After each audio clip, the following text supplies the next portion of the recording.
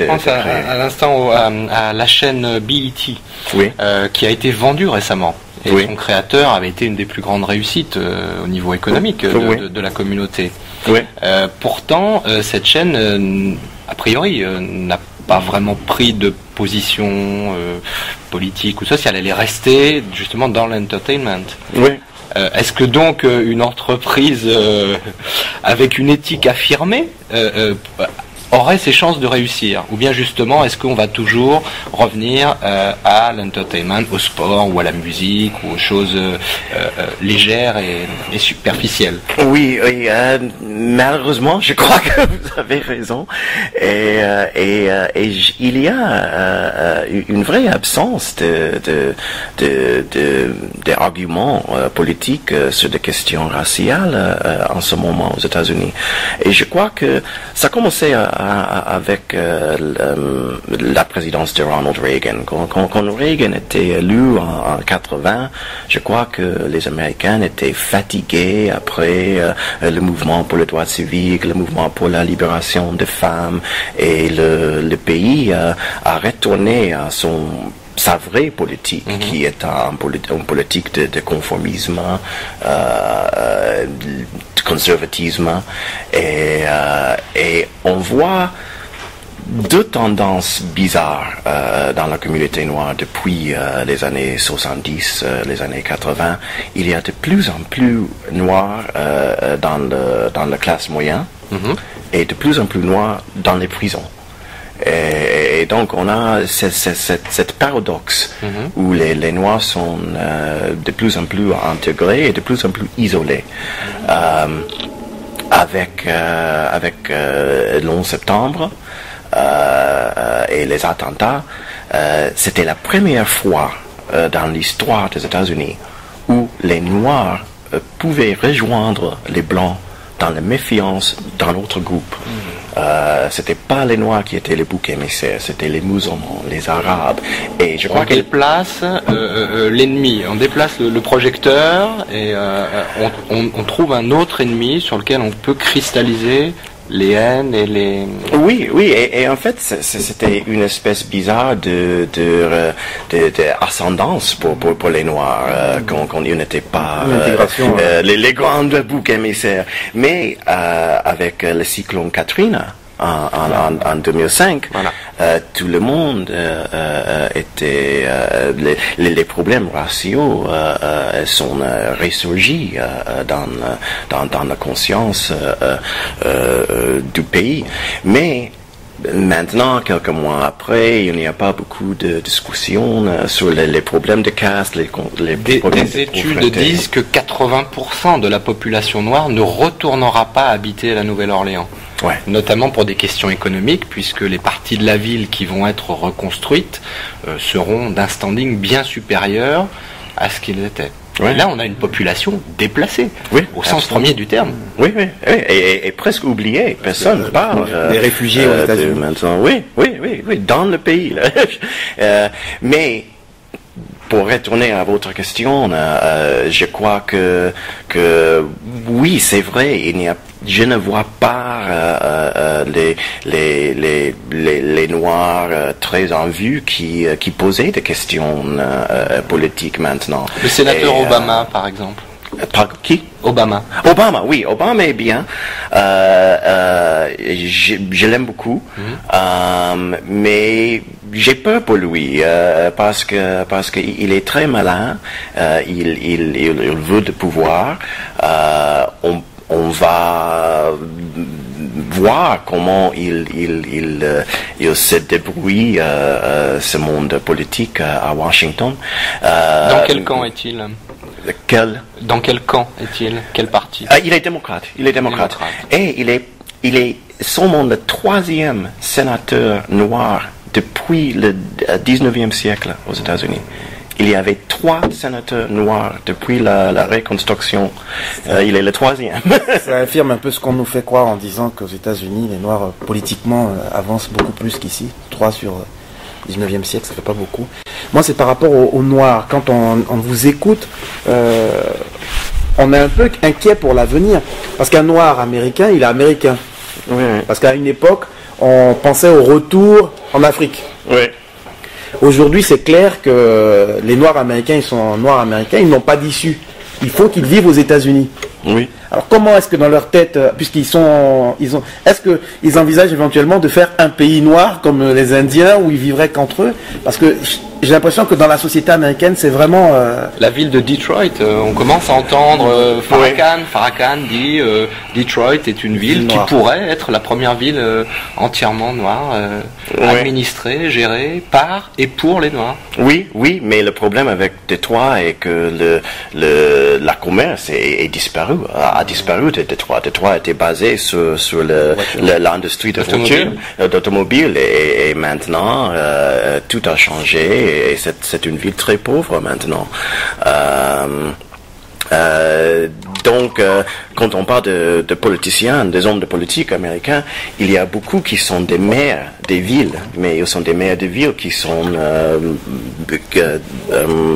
qui ont une population plus noire que blanche. Mais pour le jeune noir aujourd'hui, qui a 18 ans, qui a 20 ans, ou ceux qui ont 30 ans, la perspective, elle est où? L'avenir? Dans 20 ans, ils s'imaginent où? Ils s'imaginent comment dans leur pays? Je crois que la plupart de Noirs américains aujourd'hui ont les mêmes aspirations que les Blancs. Ils veulent une grande maison, deux voitures, beaucoup d'argent. Je crois qu'il y a un matérialisme qui est très prévalente, qui est omniprésente aux États-Unis maintenant. Rachid, pour revenir au livre, serait un des derniers représentants de cette catégorie de... En fait, je crois que Rachid est très confus. Rachid, il veut être un séparatiste, mais il tombé amoureux d'une blanche. Morgan. Morgan. Et à la fin, il doit faire une espèce de lavage à cerveau sur lui-même. Il doit se dire non, c'est pas possible pour moi d'aimer une blanche. Et je crois que tous les contradictions du séparatisme est dans lui. Il cherche une communauté noire idéale. Oui. Dans le livre, on a le sentiment, par exemple, quand on voit Melvin en train de créer son association d'avocats ayant réussi et tout, on a l'impression qu'ils vivent sur une identité noire. Est-ce que cette identité noire existe? Est-ce elle se matérialise comment? Culturellement, matériellement?